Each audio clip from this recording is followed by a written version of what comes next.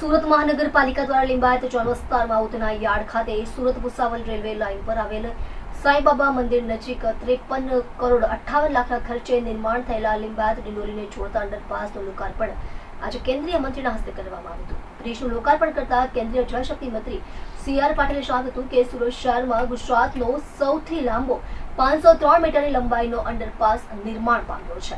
મહાનગરપાલિકા અને રેલવેની સંયુક્ત ભાગીદારીથી 53 કરોડ 58 લાખના ખર્ચે આ પ્રોજેક્ટ તૈયાર કરવામાં આવ્યો છે।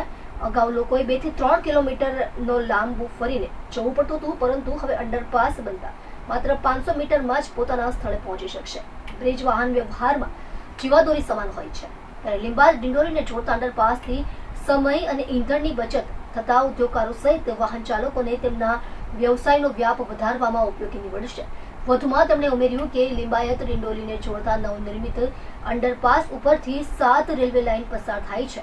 એવો સૌથી લાંબો અંડરપાસ છે, જેમાં ઓક્સિજનની માત્રા ઘટી ન જાય તે માટે વિશેષ વ્યવસ્થા કરવામાં આવી છે।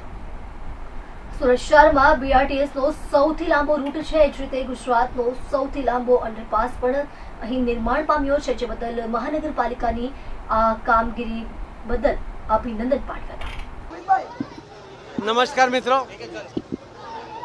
આજે સુરત શહેરની અંદર ગુજરાતમાં સૌથી લાંબો 5.3 કિલોમીટરનો આ એક અંડરપાસ બનાવવામાં આવ્યો છે। મહાનગરપાલિકા અને રેલવેની સાથે સંયુક્ત રીતે આ પ્રોજેક્ટ લગભગ 54 કરોડ રૂપિયાના ખર્ચે આ પ્રોજેક્ટ બન્યો છે। લોકોને લગભગ 2 થી 3 કિલોમીટર ફરીને આવવું પડતું હતું અથવા જવું પડતું હતું, એને હવે ફક્ત 500 મીટરમાં જ એ સરળતાથી પોતે પોતાની જગ્યા પર પહોંચી શકશે। આટલો લાંબો, જેની ઉપરથી 7 રેલવેની લાઇન પસાર થાય છે, એવો આ સૌથી લાંબો અંડરપાસ છે।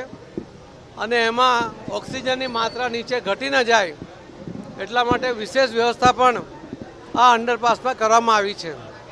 આ સુરત શહેરને જેમ BRTS સૌથી લાંબી લાઈન, સૌથી લાંબો રૂટ સુરતમાં છે, તેમ સૌથી લાંબો આ અંડરપાસ પણ એ સુરતમાં નિર્માણ કર્યો છે। એના માટે હું સુરતના મેયરશ્રી, પદાધિકારીઓ, આ વિસ્તારના ધારાસભ્યશ્રી, કમિશનરશ્રી, એમના અધિકારી અને કર્મચારીઓ સૌને અને આ વિસ્તારના લોકોને ખૂબ ખૂબ અભિનંદન આપું છું કે એમની જે વ્યથા હતી, એમની જે મુશ્કેલીઓ હતી, એનો આજે અંત આવ્યો છે અને આજથી આ અંડરપાસ એક ખુલ્લો મૂકવામાં આવ્યો છે। ધન્યવાદ।